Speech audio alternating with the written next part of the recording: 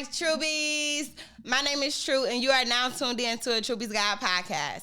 I thank you for tuning in. If you've been rocking with me, how you've been rocking with me, thank you for listening, for joining, for subscribing, for submitting questions, all of those lovely things. And if this is your first time joining us, then this is the podcast where we talk about real life things, business, and tools to help you meet your goals. So on today's episode, I'm going to break down some documents real quick that you need to do business. These are my essential documents when it comes down to doing business, especially if I have a website or a customer-based or a service-based business, right?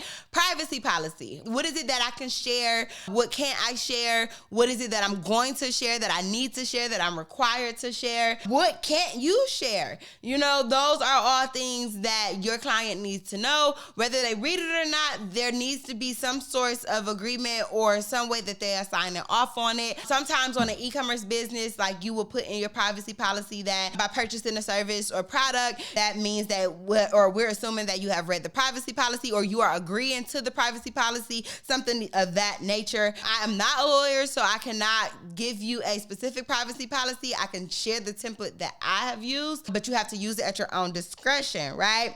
So a service agreement. What services am I providing for you? What are the details of that service? What is the time frame that service is going to be performed or that it needs to be performed in? Do I have the ability to contract or delegate or outsource this service to anybody else? How much is it? All of those things. What are the payment methods? All of those things. A service agreement and a service contract are two different things, because the agreement says that this is what we are agreeing to. This thing can change at any given time. We'll put it in writing and adjust those things. A contract says this is set in stone. You have to go through a little bit more to change the terms of a contract, and it's also usually have a longer term for whatever it is that you are doing or performing. Proposals are essential. Whether you have a product or a service-based business or even programs, I think that proposals are essential, because let's say you're looking to put your products inside a Target or Walmart or something of that nature. Then sending off a proposal of what this looks like, what these details all entail, what you are looking to get in return, and what it is that you are looking to offer are all essential tools when it comes down to sending off a proposal or closing that deal.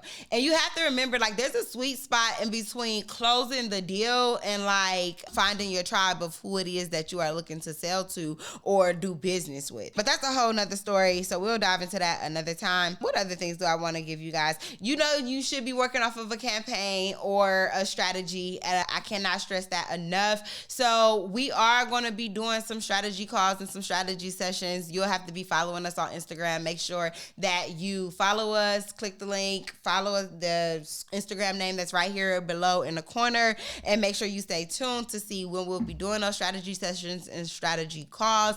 But you should definitely be working off of a strategy if you are not, because again, on top of having that roadmap, a strategy is going to tell you that I should be doing this and obtaining this into 1 to 3 months. These are the tools, people, and things that I need, and it just really lays it out for you. What else?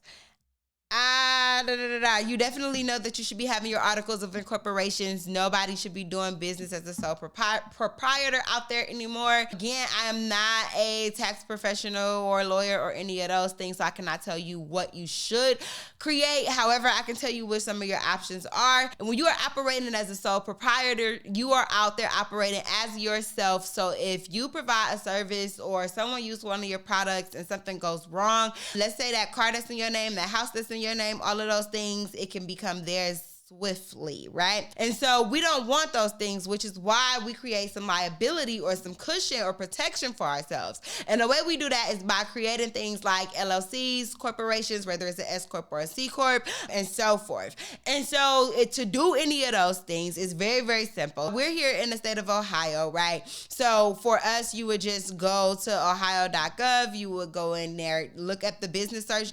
If you go to the business search, ohio.businesssearch.gov first, and you you search up the name that it is that you are looking to create, they'll tell you if it exists or if it does not exist. If you see something remotely close to the name or something remotely close pops up when you put the name in, just choose something else, because 9 times out of 10 they will deny you. So what you want to do is make sure that you go inside of there, put that, search for that business name. If you don't see it, go ahead back to the ohio.gov, create you a business name. And if you're in a different city or state, go ahead and just go to your state website and you'll be able to go to the business tab and figure out how you are creating your articles of incorporation, right? You literally clicking on the tabs. They're asking you some key details like your address and so forth. Don't register it to your home address. Either register it to a business address if you have a brick and mortar, or go ahead and register it to a virtual business address. You can find those online. So when you do those things, you want to go ahead to irs.gov, create you a free EIN number that's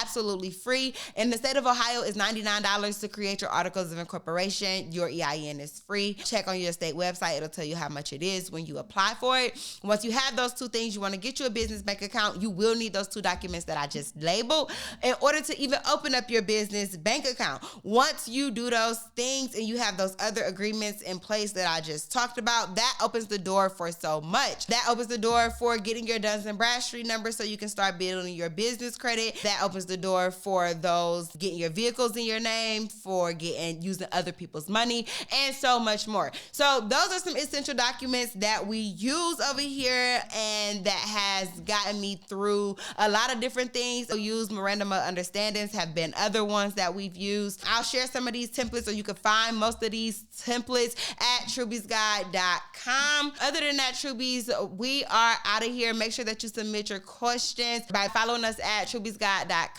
or following me on Instagram. That's right here up on the screen at _true.lee. Other than that, enjoy your day and I will see you next time. Like I said, thank you for rocking with me. How y'all rocking with me? If you've been rocking with me, Trubies, and if you are new to the show, I hope you come back. Submit your questions and be safe.